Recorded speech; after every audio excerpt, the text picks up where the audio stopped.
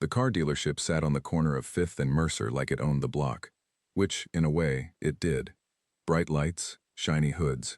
The kind of place where everything looked expensive, even the air inside.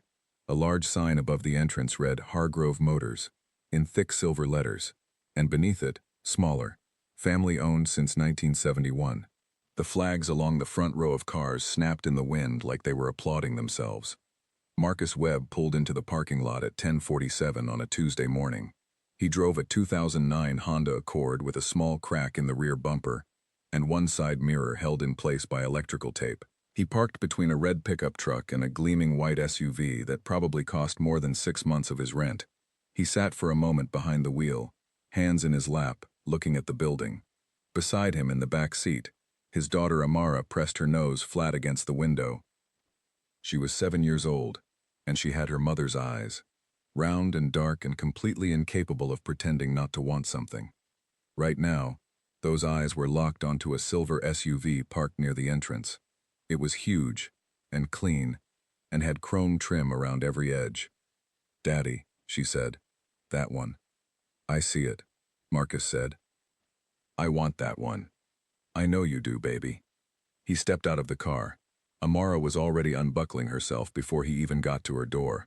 She hopped out, landed on both feet, and immediately reached for his hand. He held it.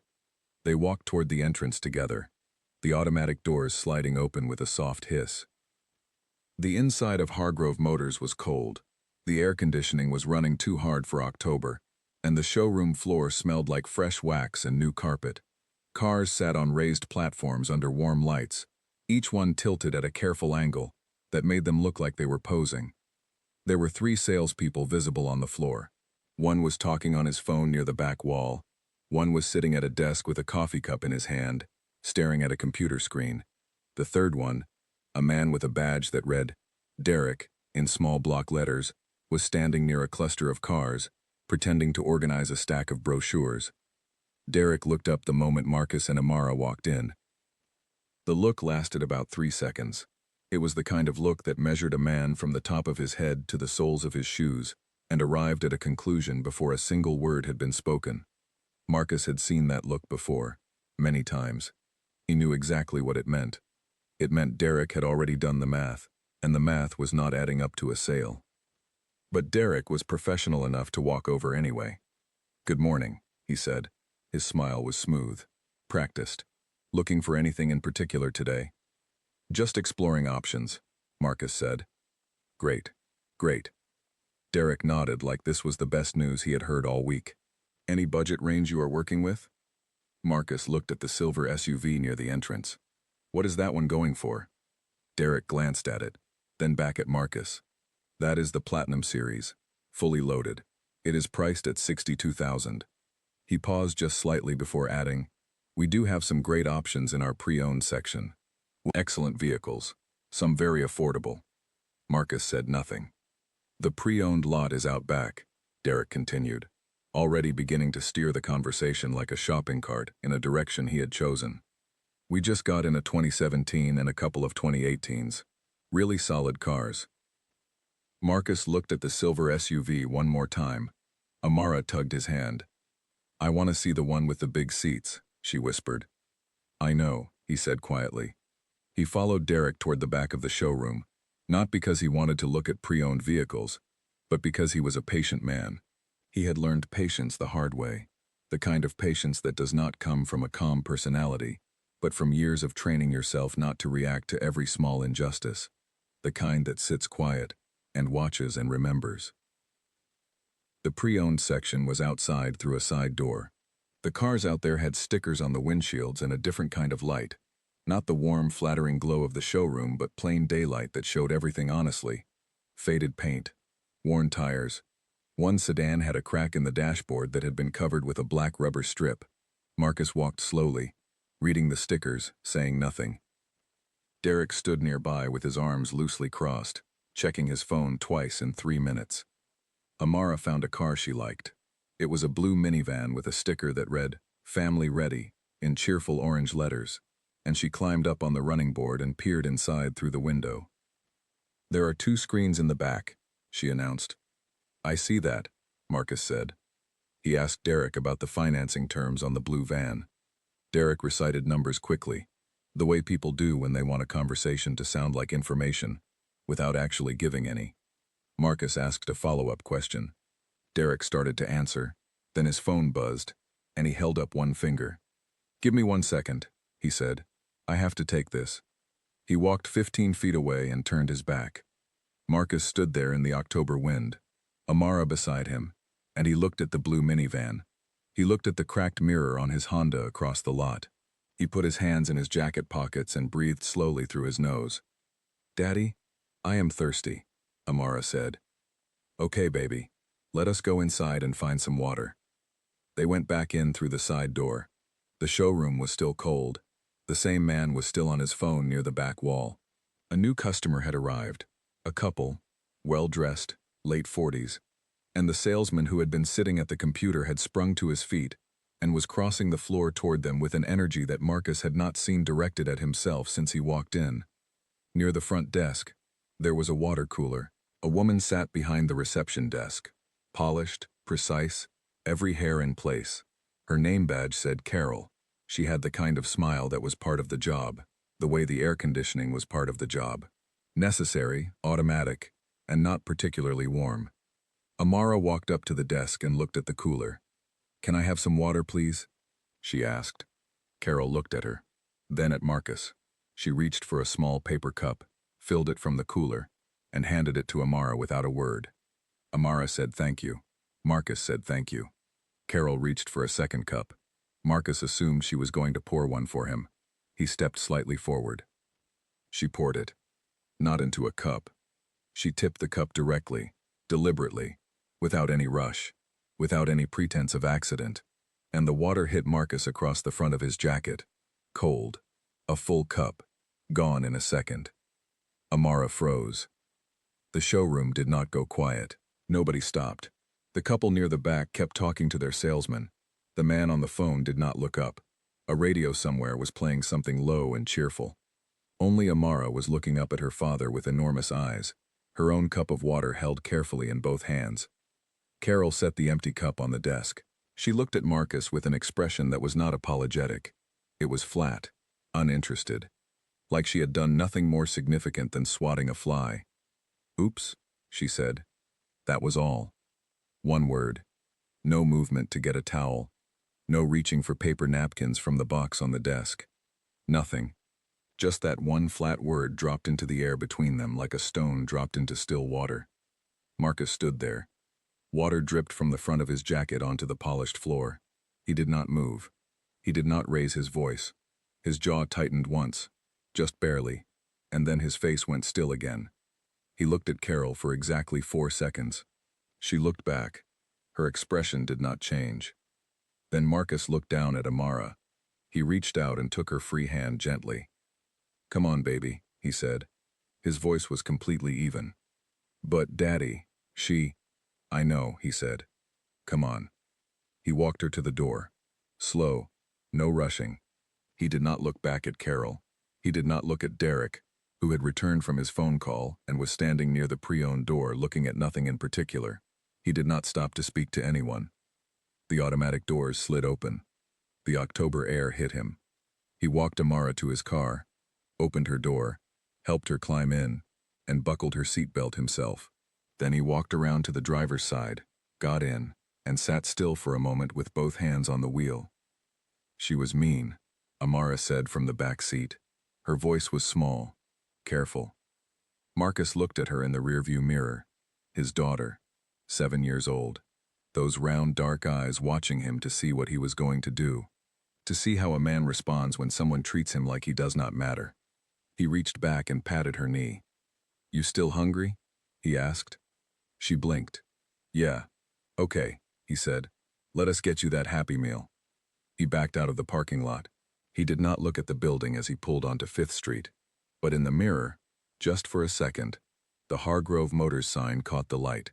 Silver letters, white flags snapping in the wind.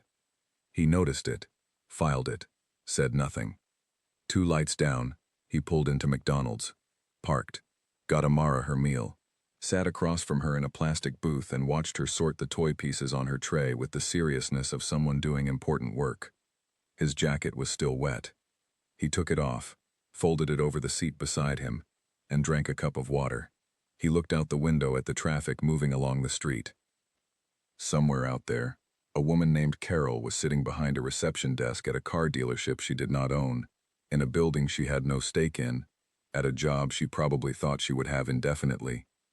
Marcus finished his water, looked at his daughter, took out his phone, and made a call. The person Marcus called was not a friend. He was not family. He was a man named Gerald Okafor, and Gerald was the kind of person who existed in the background of important decisions, the way a load-bearing wall exists in a building. Invisible, unnoticed, absolutely necessary. Gerald had worked as Marcus's business manager for 9 years. He answered on the second ring. "You available?" Marcus said. "Always," Gerald said. No hello, no preamble. That was Gerald.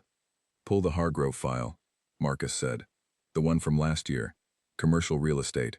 Corner of 5th and Mercer." There was a pause. Not confusion. Gerald never sounded confused. It was the pause of a man pulling open a drawer in his head. "The dealership? The one you flagged and put on the back shelf?" "That one." "All right. What are we doing with it?" "Nothing yet," Marcus said. "Pull it. Look at where they are sitting financially. The balloon payment situation.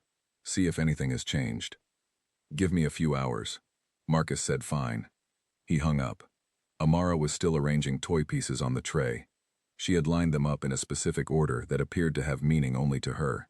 She glanced up and saw him watching. "What?" she said. "Nothing," he said. "Eat your food." She went back to the toy. He looked out the window. Here is what most people never knew about Marcus Webb, and the reason they never knew is because Marcus did not talk about himself. Not in the way that seems like modesty, and is actually just a slower form of showing off. He genuinely did not talk about himself. He had grown up in a house where his father said things like, "A man's work speaks, and he should not have to," and "Quiet water runs the deepest." These were the kinds of sayings that sound old-fashioned until the day they suddenly make complete sense. That day had come for Marcus, sometime around his 35th birthday. He had grown up in a modest part of Charlotte, North Carolina. His father drove a delivery truck. His mother worked at a laundromat 3 days a week and watched neighbors' children the other 2. They were not poor in the way that destroys people. They were simply careful. Everything was counted. Everything was planned. There was love in the house, and there was discipline. And those 2 things together had built Marcus into the kind of man he became. He had been a quiet student, not because he was shy, but because he was watching. He graduated high school without distinction, enrolled in a community college because the state university was not in the budget, and transferred after 2 years. He graduated with a degree in business administration. Nothing dramatic. No honors. No speech. His first job was at a property management company in Raleigh. He made copies. He answered phones. He organized files. He watched how the people above him talked to clients, watched how deals were built, watched what made one proposal succeed where another failed. He took notes. Not in any notebook anyone could see. In his head. He had always had that kind of memory, the kind that holds details long after other people have let them fall away. By his late 20s, he had moved into commercial real estate proper, joining a firm in Charlotte called Pinnacle Realty Group. By 32, he had closed more lease deals than anyone at his level in the company. By 35, he had been offered a senior partnership. He turned it down. Not because the money was wrong, because the direction was wrong. He wanted to build something of his own, not manage a larger share of someone else's. That was the year he met Nina.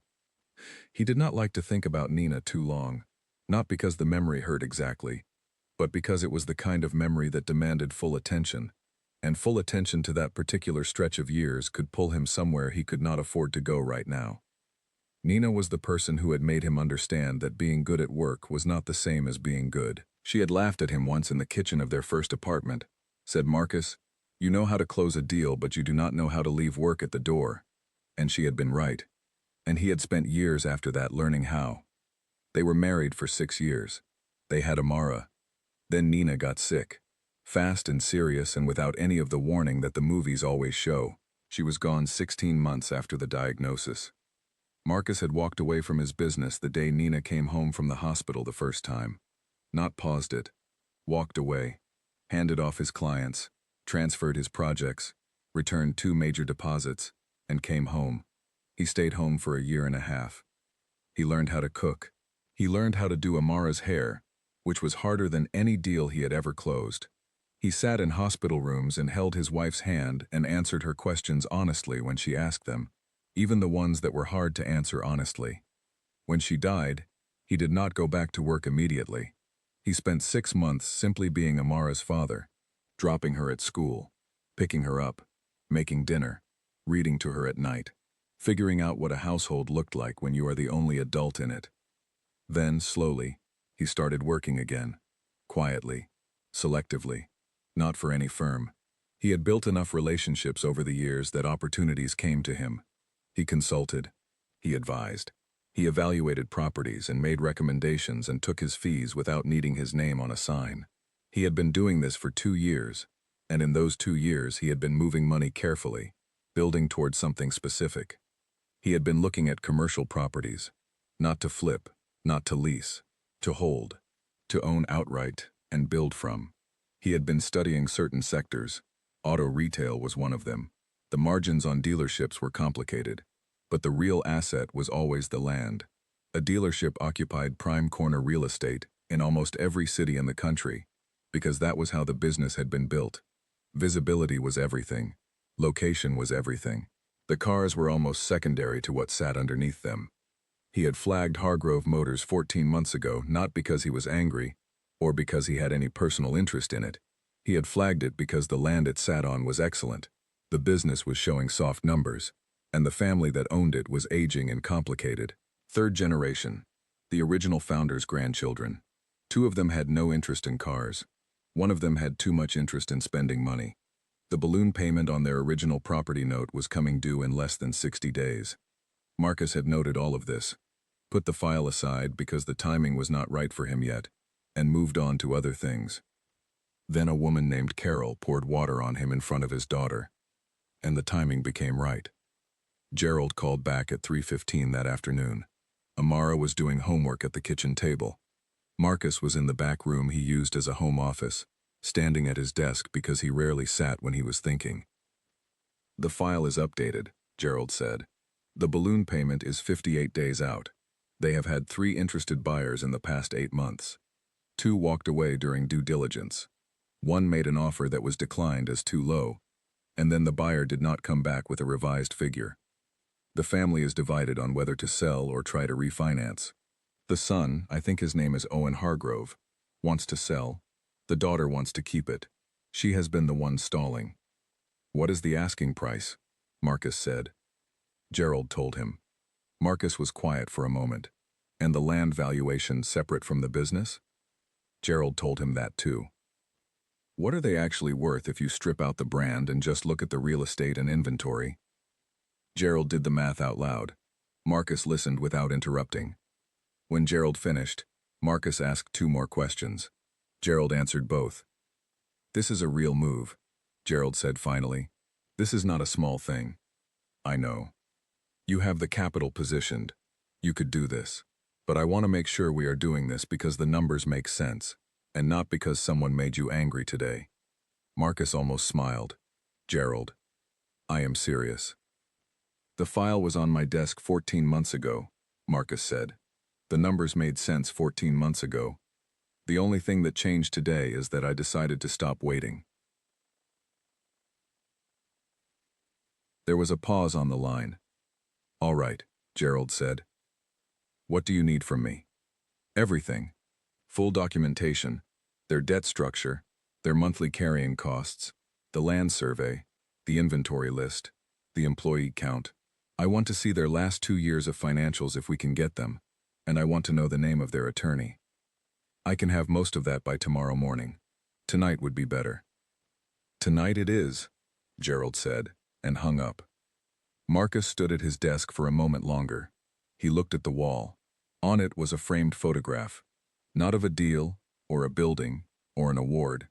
It was a photograph of Amara, at age 4, sitting on Nina's lap in the backyard of their old house, both of them laughing at something outside the frame. He did not know what had made them laugh that day. He could not remember. But the sound of it, he could still hear that.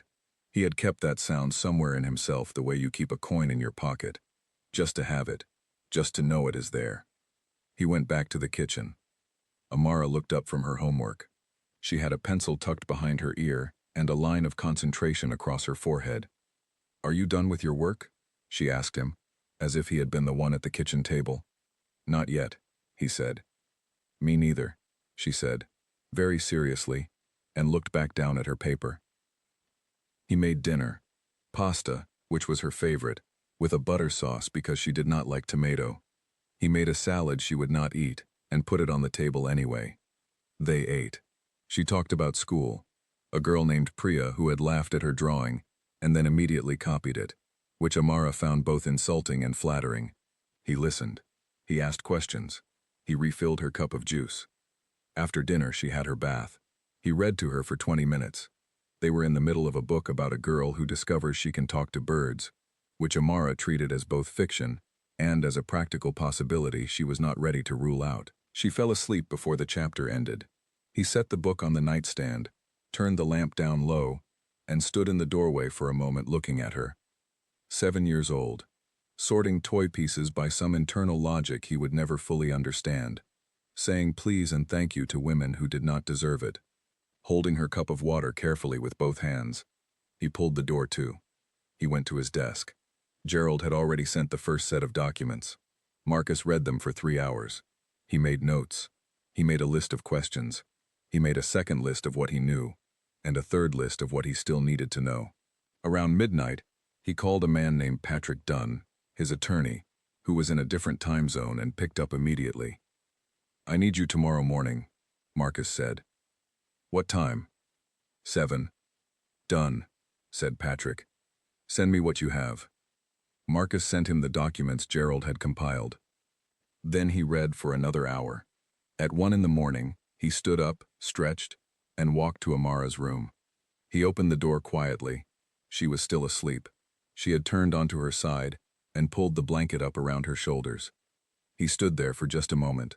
Then he went back to his desk. He worked until nearly 3 in the morning. Not with urgency, not with anger, with the deliberate, focused energy of someone who has decided exactly what they are going to do and is simply making sure they do it correctly.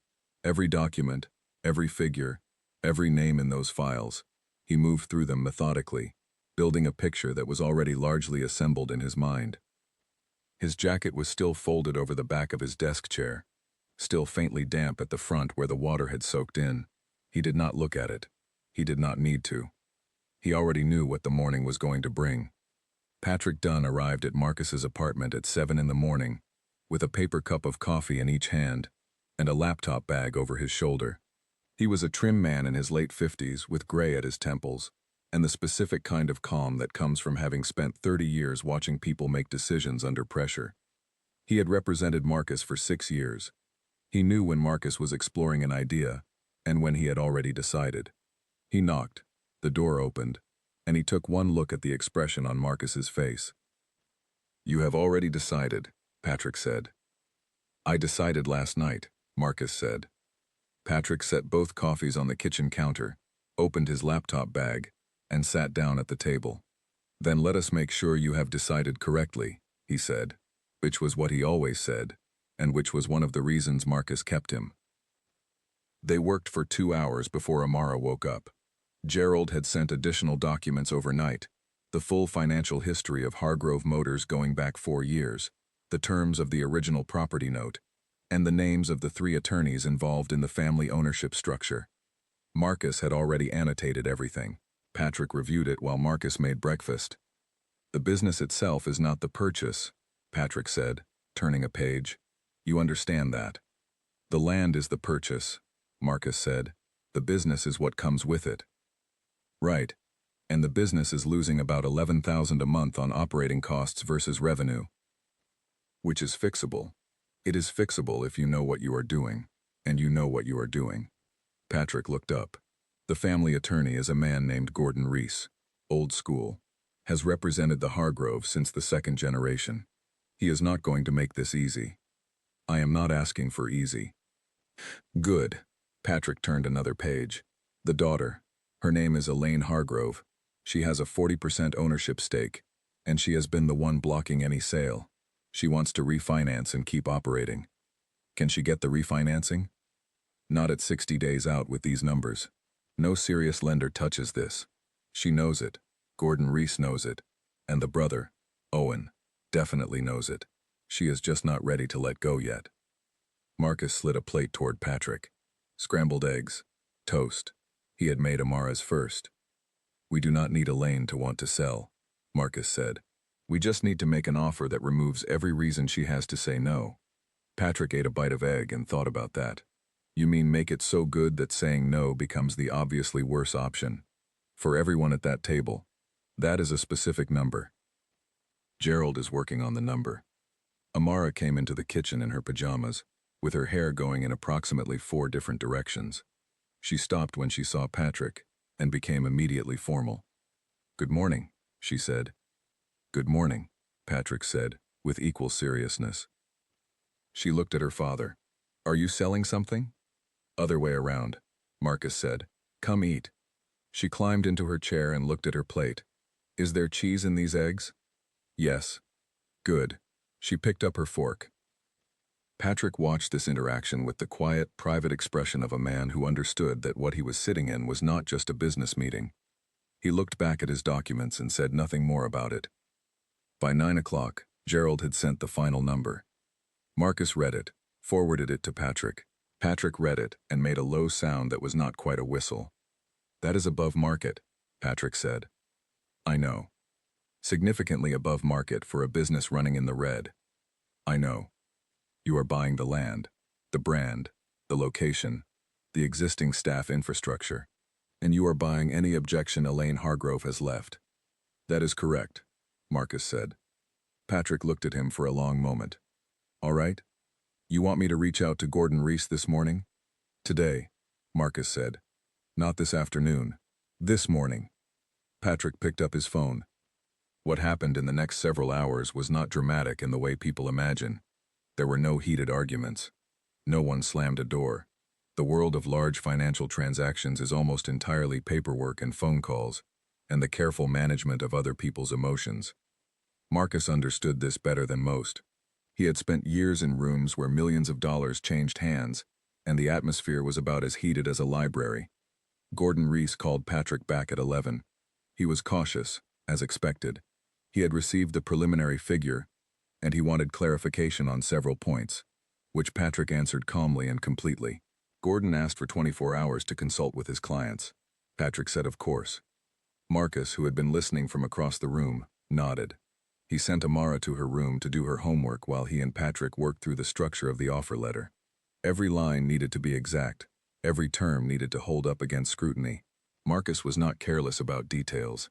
He never had been. He read every paragraph twice, asked Patrick to change 3 things, and then read it again. At 1 in the afternoon, Patrick left. Marcus sat at his desk in the quiet apartment. Outside, the city went about its day without knowing what was happening in this room. A bus groaned past on the street below. A dog barked somewhere. Through the wall, very faintly, he could hear Amara talking to herself, or to a stuffed animal, or to no one in particular. She often did this, conducted low-volume conversations with invisible participants, which he found both mysterious and completely understandable. He thought about the dealership. He thought about the land. He thought about $11,000 a month in operating losses, and what could be done about that. And the answers came to him not in a rush, but in a steady sequence, one after another, like a list being read aloud. He had spent the better part of 2 years studying the auto retail sector specifically, not because he had any great love for cars, because he had seen the shift happening. The big manufacturers were pushing harder into direct sales. The franchise model that had supported independent dealerships for 60 years was changing. But the land did not change. A prime corner lot on 5th and Mercer in this city was going to be valuable in 5 years, 10 years, 20 years. The building on top of it could be anything. The question was whether you owned it or you did not. Marcus intended to own it. By 3 in the afternoon, he had made 2 more calls. One was to a man named Colin Brooks, who ran an automotive consulting firm out of Atlanta and had helped restructure 3 underperforming dealerships in the past 4 years. Colin was direct and unhurried on the phone, and when Marcus outlined the situation, without naming the property yet, Colin said it was a common picture and that most of the problems were on the management side, not the structural side.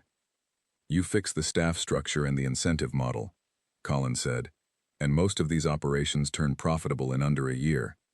The problem is the families that own them usually resist that because changing the staff means admitting the staff was the problem, and the staff is usually their people. This would not be a family operation after the purchase," Marcus said. "Then you are in a much better position than most." Colin paused. "What city?" Marcus told him. "Send me what you have," Colin said. "I will take a look." The second call was to a woman named Diane Cole, who managed HR operations for a commercial enterprise group Marcus had worked with before. He wanted to understand staffing costs, standard compensation models for dealership floor staff, and what a reasonable restructure looked like on paper before he had any building to walk into. Diane sent him a summary document within the hour. He read everything. He added it to the growing body of notes he was building, not on paper, but in the organized space inside his mind, where he kept things that mattered. Gerald checked in at 4. "Gordon Reese called me directly," he said. "What did he want?" "He wanted to know if the offer was contingent on financing." "It is not." I told him that. He went quiet for about 5 seconds and then said he would be in touch. Gerald paused. "That was a good kind of quiet, Marcus. The kind of quiet that means a man is recalculating." "Good," Marcus said. "Owen Hargrove is ready to sell. I got that from a secondary source, not from Gordon directly. Owen has been ready for 2 years. He has wanted out. The only thing holding up any deal is Elaine. How is she feeling about this offer?" "Gordon has not presented it to her yet. He called us first. I think he wanted to understand what he was dealing with before he walked it into that room." "Smart man." "He has been at this for a long time," Gerald said. "He knows a serious buyer when one shows up." Marcus thanked him and hung up. He sat for a moment in the quiet. Then he got up and walked to Amara's room. She was lying on her stomach on the floor, a book open in front of her but not being read. She was staring at the ceiling instead. "What are you thinking about?" he asked. She looked at him, considered the question carefully. "Priya copied my drawing," she said. "But then everybody said it was good. And they said it to Priya, not to me." Marcus sat down on the edge of her bed. "That bothers you?" "Yes." "Did you tell Priya it bothered you?" Amara thought about this. "No." "Why not?" "Because then she would know." He looked at his daughter. "Know what?" "That it worked," Amara said. "That she made me feel bad." Marcus was quiet for a moment. "And you do not want her to know that?" "No," Amara said. He looked at her for a long time. "So what are you going to do instead?" Amara picked up her book, looked at the page. "Make something better," she said simply. He nodded slowly. "That is exactly right." She glanced at him sideways. "Did something bad happen to you, Daddy?" "Why do you ask?" "Because you are sitting on my bed on a Tuesday afternoon instead of working." He smiled. "Just slightly. I am working, actually." "It does not look like it." "Sometimes working looks like sitting quietly," he said. She accepted this and went back to her book. He sat for another minute, just in the presence of her, and then stood up. "I am going to make dinner early tonight," he said. "I have to be on calls this evening." "Okay," she said. "Can we have pasta?" "We had pasta yesterday. It was good, though." "Fair point," he said. He made pasta. They ate early. She watched a show for an hour before bed, something animated with bright colors and a lot of running. He sat on the couch beside her without watching it, his phone in his hand, monitoring for messages. Gordon Reese's reply came at 8:47 that evening. It was one line in an email to Patrick. Patrick forwarded it to Marcus immediately, with no additional commentary. The line said, "My clients are prepared to discuss. Please advise on availability for a meeting." Marcus read it, looked at the ceiling for a moment. Read it again. He typed back to Patrick, Tomorrow. Morning. Whatever time works for them. He set the phone down. Through the wall, he could hear Amara turning off her lamp. The click of the switch. Then quiet. He stayed where he was on the couch for a few minutes longer, in the dark living room, listening to the sounds of the building and the street outside. Traffic. A siren somewhere, far away, fading. The building settling. The ordinary sounds of a city that had no idea what one quiet man in a damp jacket had set in motion the morning before. Then he got up, turned off the kitchen light, and went to bed. He slept without difficulty. He always did.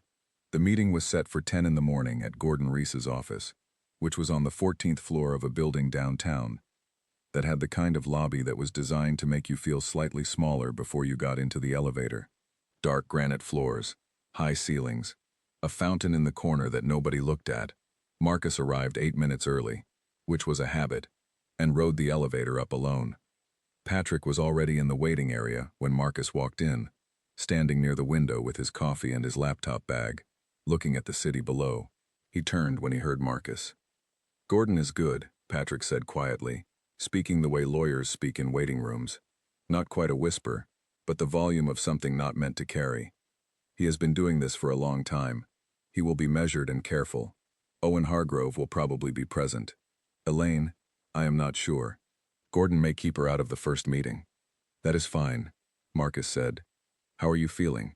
Ready. Good. Do not let this feel personal. Keep it transactional. It is transactional, Marcus said. Patrick looked at him. Right, he said. Of course it is. A young assistant appeared and led them down a short hallway to a conference room with a long rectangular table, 4 chairs on each side, and a window that ran the full length of one wall. The city spread out behind it, ordinary and enormous in the morning light. Gordon Reese was already seated. He was older than Marcus had expected, early 70s, with a full head of white hair and hands that looked like they had signed 1,000 documents. He stood when they entered and offered his hand first to Marcus, which was either courtesy or the instinct of a man who always wanted to be the one moving toward, rather than waiting. Beside Gordon sat Owen Hargrove. Owen was around 50. He had the look of someone who had spent his life being the second most important person in every room, which leaves a specific kind of mark. Not bitterness exactly, but a low-grade tiredness, like a man who has been waiting for a thing to be over for longer than is comfortable. He shook hands, sat, folded his hands on the table. There was no one else. Elaine was not there. Gordon opened the meeting with procedural formalities, identifications, representation clarifications, the standard architecture of a meeting that is being treated seriously. Marcus let Patrick handle that portion. He sat quietly and watched Owen. Owen was not nervous. He was relieved. There was a difference, and Marcus could see it. The man was not tense about what was happening in this room. He was tense about what had been happening before this room, and this room was the end of it. When Gordon moved to the substance of the offer, he did so with the careful precision of someone diffusing something that had been live for a long time. My clients received your preliminary figure with interest, he said. It is a generous offer. I want to be direct with you about that. It is above what the business has attracted in previous discussions. He paused. I also want to be transparent about the situation on our side. There is some division among the ownership group about direction. You are likely aware of that. We are, Patrick said. Elaine Hargrove has concerns that go beyond the financial terms, Gordon said. She has a long personal history with this property. Her grandfather built the original building. It is not simply a commercial asset to her. Marcus spoke for the first time. I understand that, he said. I have a lot of respect for what her family built here. 50 years in one location is not an accident. That kind of longevity requires real effort. Gordon looked at him. He was the kind of man who listened to what people said and also to what they chose not to say. Marcus could feel him doing exactly that. What are your intentions for the property? Gordon asked. To run it, Marcus said. Not to strip it. Not to flip the land. I am looking at this as a long-term hold. I have already consulted with an operational restructuring specialist out of Atlanta. The goal is to stabilize the business, improve the staff model, and build the revenue up. The Hargrove name has value in this market. I have no interest in removing it. Owen's head came up slightly. This was not what he had expected to hear. You would keep the Hargrove name? Owen said. It was the first thing he had said since the meeting started. The brand equity is part of what I am buying, Marcus said. Removing it would be counterproductive. Owen looked at Gordon. Gordon looked at Marcus. That is a meaningful assurance, Gordon said carefully. It is not just an assurance, Marcus said. It is a practical business decision. The name has 50-year recognition in this market. Starting from scratch on a brand in this sector is expensive and slow. I am not interested in expensive and slow. The meeting continued for 2 hours. Marcus answered every question Gordon put to him. About his financing, his operational background, his plans for existing staff, his timeline. He answered everything directly and without excess. He did not elaborate beyond what was asked. He did not try to impress anyone. He simply answered questions with accurate information and let the picture build on its own. There was one moment, about 40 minutes in, when Gordon asked a question about Marcus's professional history. He said it conversationally, the way lawyers do when they are asking a question that is doing more work than it appears to be doing. How long have you been working in commercial real estate? Gordon asked. 11 years actively, Marcus said. 2 years on the consulting side before that. And your most recent projects? Marcus listed 3. All commercial, all significant. He did not dress them up. He gave the names of the properties, the locations, the nature of the involvement. Gordon wrote nothing, but Marcus could see him filing it. Owen said, The property on Caldwell? That was yours? I handled the acquisition, Marcus said. Owen leaned back in his chair. He looked at the table for a moment. Then he looked at his attorney. Something passed between them that did not need words. There was a short break at noon. Coffee was brought in. Marcus stepped to the window and looked at the street below. 14 floors down, people moved along the sidewalks in the usual patterns of a Wednesday. Cars, buses, a woman walking a very large dog. The ordinary machinery of a city that continues regardless of what happens in conference rooms above it. Patrick came and stood beside him. Gordon is going to call Elaine, Patrick said quietly. I figured. He stepped out to do it. He will bring the preserving the name point back to her. That is the piece that was not in the original offer. He will build it around that. Good. Owen is ready to sign today, if his sister agrees. Marcus looked at the street. A bus pulled up and people filed on. She will agree, he said. You seem very confident of that. She wants the name to survive, Marcus said. I just told her it would. The rest is just numbers. Patrick considered this. You read people well. I listen to them, Marcus said. Most people tell you exactly what they need. They just do not always say it in words. Gordon returned at 12:20. He sat. He folded his hands on the table. I spoke with Elaine, he said. She has agreed to move forward. She asks that the preservation of the Hargrove name be included as a formal term in the purchase agreement. Done, Marcus said. He did not hesitate, did not look at Patrick for confirmation, just said it. Gordon nodded. Owen let out a breath that he had perhaps been holding since Tuesday. The rest of the afternoon was paperwork. The formal offer letter was reviewed line by line. Modifications were minor. 3 terms were adjusted slightly, none of them material, all of them the kind of small concessions that allow both sides to feel they had moved. Marcus understood this dynamic well. Sometimes the substance of a deal matters less than the experience of having participated in building it. He gave where giving cost him nothing. He held where holding mattered. By 4 in the afternoon, the letter of intent was signed. By 4:15, Gordon Reese had his coat on and was shaking Marcus's hand at the door of the conference room. The formal agreement will take several weeks, Gordon said, but you have a deal, pending the standard due diligence process. Of course, Marcus said. Owen shook his hand next. He held it a moment longer than necessary, which is what people do when a handshake is carrying more than a handshake can hold. You will take care of it? Owen said. He did not mean the building. He meant the thing his grandfather had started, and his family had tried to keep. I will take care of it, Marcus said. Owen nodded. Let go. Patrick and Marcus rode the elevator down in silence. They walked out through the lobby with the granite floor and the fountain no one looked at, and out onto the street. The afternoon was cool and clear. Marcus buttoned his jacket. "Congratulations," Patrick said. "Not yet," Marcus said. "Due diligence, documentation, formal agreement. You know what I mean." Marcus allowed himself one thing that was almost a smile. "I know what you mean." They walked toward the parking structure. At the corner, they parted. Marcus walked to his car alone. He sat in it for a moment before starting the engine. Not long. He was not the kind of man who lingered in moments. But he took one breath, slowly, and let it out. He looked at the back seat, empty, Amara's booster seat buckled in its place out of habit, and thought about Tuesday morning. The automatic doors, the cold showroom, the flags snapping in the wind. A man does not buy a dealership because a woman poured water on him. That was not the story. People would want it to be the story, because it was cleaner that way. Insult, response, consequence. It made sense as a tale of pride and payback. But that was not what had happened. What had happened was that a man had been watching and waiting and working in the right direction for a long time, and a small act of cruelty had simply moved the schedule forward. It had turned something that was going to happen in its own time into something that was going to happen now. Carol had not created Marcus's ability to do what he did.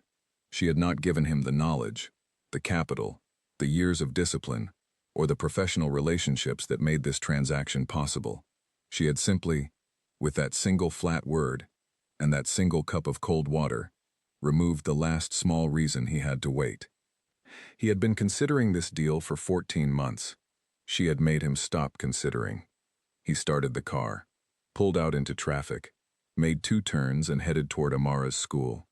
He arrived 8 minutes before the final bell. He sat in the pickup line with the other parents, the same line he sat in every afternoon, his car radio playing something low. The bell rang. Children began pouring out of the front doors in the loose and energized way that only children coming out of school have.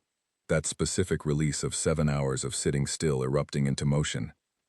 Amara came out with her backpack on both shoulders and her hair slightly escaped from its morning arrangement.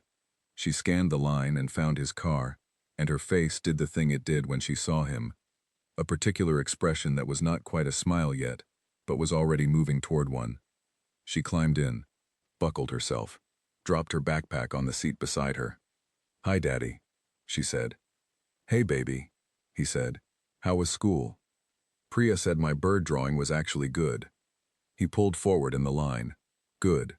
What did you say?" "I said thank you," Amara said. "And then I showed her the new one I made. And it was way better. And she could not say anything, because it was so good."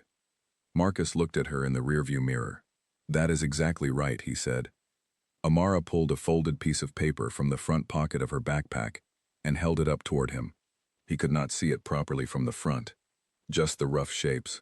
A bird, wings spread, something in the background that might have been a tree or a building. "Can I show it to you at home?" she asked. "Absolutely," he said. She folded it back carefully and put it away. They drove home through the afternoon traffic, through the ordinary streets of the ordinary city, past the intersection of Fifth and Mercer, where Hargrove Motors sat on its corner with its flags and its lights, and its silver sign that had said, "Family owned since 1971, for so many years that most people who drove past it probably did not read it anymore. Marcus read it. He did not say anything about it to Amara. He simply drove past it on his way home. The formal paperwork took 3 weeks and 4 days. Marcus spent that time the way he spent most of his time, working, dropping Amara at school, picking her up, making dinner, reading to her at night. On the surface, nothing had changed. The same apartment, the same car, the same routine. Amara noticed none of it. Gerald noticed all of it. He called one afternoon while Marcus was grocery shopping. "You are very calm about this," Gerald said. "There is nothing to be excited about until the ink is dry," Marcus said, examining 2 heads of broccoli and selecting the better one. "You just signed a letter of intent to purchase a car dealership. I signed many things in 11 years. The ink is what matters." Gerald made a sound. "You are the most unreadable man I have ever worked with." "That is a professional compliment," Marcus said. Thank you. The due diligence process was meticulous. Patrick and Gerald handled the bulk of it, reviewing every document the Hargroves produced, cross-referencing financial statements, evaluating the inventory list, confirming the land survey. Colin Brooks, the automotive consultant from Atlanta, flew in for a day and spent 4 hours walking through the operational structure with Marcus. He was direct and practical in his assessments. The floor management is the core problem, Colin said. They were sitting in Marcus's car in a coffee shop parking lot because Marcus had not wanted to meet at the dealership before the deal was concluded. The incentive model rewards individual sale numbers, not customer experience. That is why the customer service is inconsistent. You fix the incentive structure, you fix the floor culture. How long? Marcus said. To see real change? 3 months. To feel it in the numbers? 6. And the operating loss? With a proper structure and the right floor manager, you break even by month 4. You are profitable by month 7, 8, conservatively. Marcus nodded. The staff situation is another thing, Colin said. He was looking at a document on his tablet. Some of these people have been there a long time. Some of them are good, some of them are not the right fit for what you are building. Marcus said nothing, but something in his expression shifted barely enough to notice. There is a young man on the floor, Colin said, looking at the list. Sales. His name is Tomas. 3 years in. His numbers are the strongest on the floor, despite the fact that he gets the least desirable inventory and the least support from management. He has had 2 performance reviews, both marked excellent by people who then did nothing to advance him. I noticed him, Marcus said. Colin looked up. When were you in there? Tuesday, Marcus said simply. Colin waited for more. Nothing came. He went back to his tablet. The formal purchase agreement was signed on a Thursday afternoon, 3 weeks and 4 days after the letter of intent.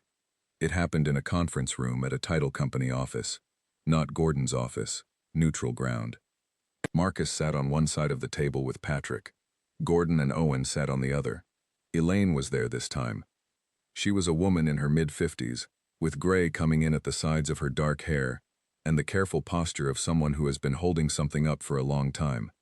She looked at Marcus when he sat down, not with hostility, with the searching, particular attention of a person who is trying to understand the thing they are about to hand over something irreplaceable to. Marcus met her eyes and held them. She looked away first, but not in the way of someone losing a contest, in the way of someone who has found what they needed to find. The signing took 40 minutes. There were many pages and many signatures and a great deal of formality. When it was done, Gordon stacked the documents and the title company representative collected everything for processing. Hands were shaken. Owen looked the way he had in the first meeting, relieved, exhausted, like a man who has just set down something that had been very heavy. Elaine waited until everyone else had started gathering their things. Then she crossed the room to Marcus. She did not offer her hand. She simply stood in front of him and said, "Take care of what my grandfather built." "I will," Marcus said. She studied him. "Why are you keeping the name?" "Because it is worth keeping," he said. "The name is the only thing in this deal that money did not build. Everything else I can replace or improve. The name took 50 years to mean something. I am not going to waste that." Elaine looked at him for a long moment. Then she said, "All right," and walked out. Gordon paused beside Marcus on the way out. "I have been doing this for 31 years, he said. "I have not seen a transaction like this. This speed, this preparation." He paused. "What made you pull the trigger now? We had this property on the market for 8 months, and you appeared out of nowhere in 48 hours. Marcus picked up his folder. "I had been watching it for over a year," he said. "Something happened that made me decide it was time." "What happened?" Marcus looked at him. "Someone reminded me why waiting is sometimes a waste." Gordon waited for more. Marcus offered his hand. Gordon shook it, and did not get more, and the look on his face said he understood he was not going to. Marcus walked out into the afternoon alone. He drove to Amara's school. He was early. He sat in the parking lot with the engine off, windows down, listening to the wind moving through the trees along the fence. It was a warm Thursday. The sky was high and pale blue, with the kind of clouds that look like they have been placed there carefully. He thought about what came next. Not abstractly. Practically. The operational restructuring plan was already in motion. Colin had a framework ready. Marcus had a meeting on Monday with Diane Cole about the staffing model. He was going to bring in a new floor manager, someone he had worked with briefly through a real estate contact who had since moved into automotive management and was very good at it. The existing staff would be evaluated fairly, individually, on their merits. He thought about the building on the corner of 5th and Mercer. He thought about it the way a builder thinks about a thing, not what it was, but what it could become. The structure was sound. The location was excellent. The bones were good. The family that built it had loved it, and that showed in the physical details in a way that financial statements never capture. You can feel when something has been cared for. Marcus had felt it even standing in the parking lot 2 days before the purchase, when he had driven past slowly and looked at it through the window of his car. He was going to take care of it. He was also going to take care of the staff, the ones who deserved it. And there were more of those than the operating numbers suggested. Good people in a badly run structure will always look worse than they are. Fix the structure, and the people rise with it. Tomas was the first call he was going to make. The school bell rang. Children poured out. Amara found his car from 50 feet away and came toward him in the specific organized hurry that she had. Not running, but walking very fast. Like running was undignified, but the situation was urgent. She climbed in, buckled herself. "Daddy," she said. "Hey, baby. Can we go somewhere today?" "Where do you want to go?" She thought. The place with the silver car. He was quiet for a moment. "The dealership?"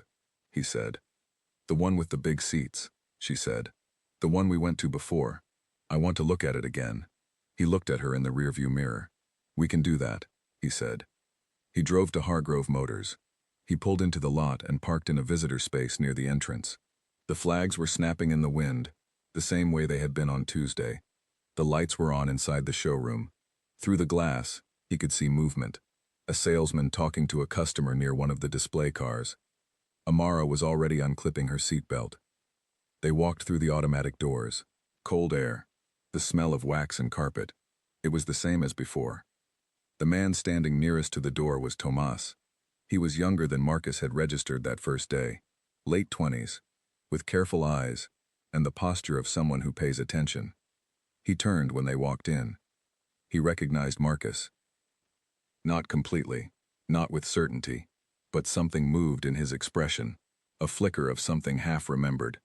He looked at Marcus, and he looked at Amara, and then he straightened slightly. "Welcome back," he said. Amara looked up at him. "How did you know we were here before?" Tomas glanced at Marcus. Marcus gave him nothing.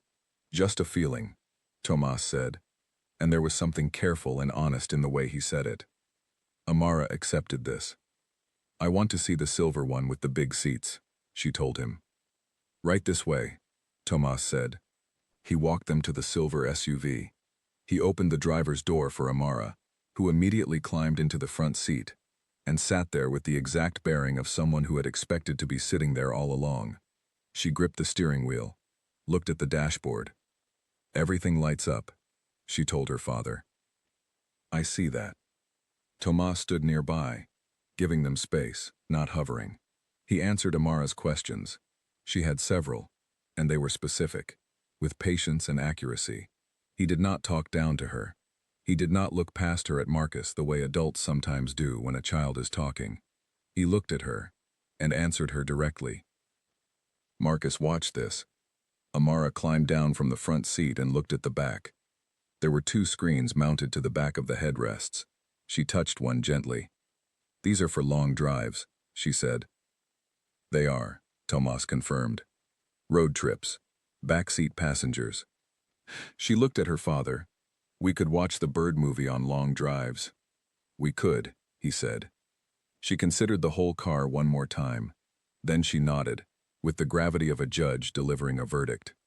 "This is a good one," she said. "I think so too," Marcus said. He turned to Tomas.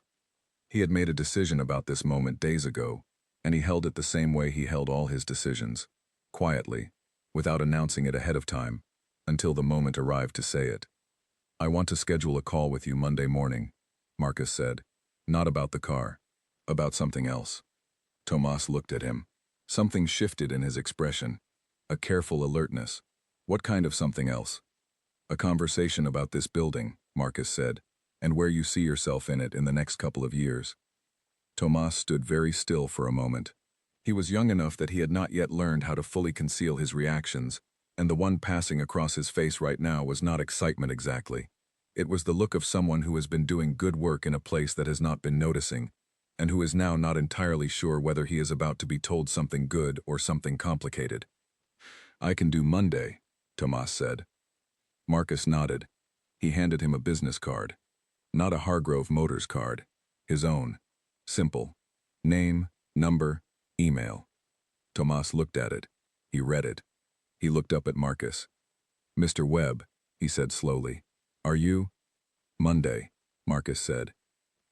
Tomas closed his mouth, looked at the card again, put it in his shirt pocket carefully, like it was something that might be needed later. Marcus took Amara's hand. She had moved to the passenger side window and was looking at the parking spaces outside. She was counting them, or categorizing them, or running some calculation that was entirely her own. Daddy, she said, which spot would be ours? He looked at the row of parking spots visible through the glass. He had already decided this too, on the day he had driven past the building slowly in his car and looked at the lot. There was a spot near the front, slightly to the left of center, visible from the entrance, with good light, accessible, prominent without being showy. He pointed to it. Amara studied it seriously. What color? What color do you want? He said. She thought about this with the full weight of genuine consideration. She looked at the pavement, at the other spots, at the silver car, at the flags out front, at the sky above the building. Purple, she said. Purple, he repeated. Not dark purple, she said. The bright kind, the happy kind. The happy kind, he said. I understand. She nodded, satisfied. She took his hand again. They walked back through the showroom, past the display cars, past the front desk, Carol's desk, empty now, a temporary staff member seated there who looked up and smiled, and out through the automatic doors. The afternoon air was warm. The flags snapped. The silver sign caught the light. Amara stopped on the sidewalk and turned back to look at the building. Will we come here again? She said. Yes, he said. A lot. A lot, he said. She looked at the building one more time. Then she turned and headed for the car, pulling his hand slightly as children do when they have decided a conversation is concluded, and motion must now resume. He let her pull him.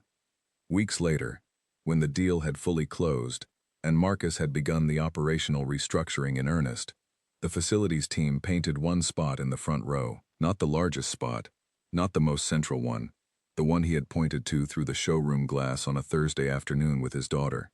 They painted it purple, bright purple, the happy kind. It became the employee recognition spot, awarded each month to the team member who had done outstanding work. The staff could not agree on what made it more coveted, the visibility, the convenience, or the story behind it.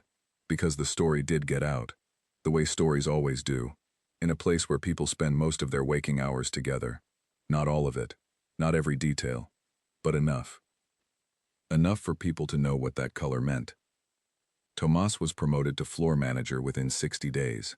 He restructured the incentive model himself, with Colin Brooks's framework and his own 3 years of watching what the old model had broken. Within 5 months, the numbers moved. Within 8, Hargrove Motors was operating at a profit for the first time in 4 years. Marcus was not there every day. He did not need to be. He had built a system and put the right people in it, and let them do what they were good at. He came in regularly, walked the floor, shook hands, learned names. He brought Amara on Saturday mornings sometimes, and she would sit in the break room with her drawing book while he walked through the building, and the staff eventually came to know her the way people come to know the children of people they respect, with genuine affection and the particular care of those who understand that a child is watching how adults behave. She brought the bird drawing once, the one she had made after Priya copied her, and she had decided to make something better. She left it on the break room table without explanation, and someone taped it to the wall above the coffee maker, where it stayed for a long time. A bird in flight. Wings wide. Something in the background that might have been a tree or a building. It was hard to tell exactly. But it was solid, and it was there. And the bird was above it. Moving. Nobody removed it. Nobody needed to ask what it meant.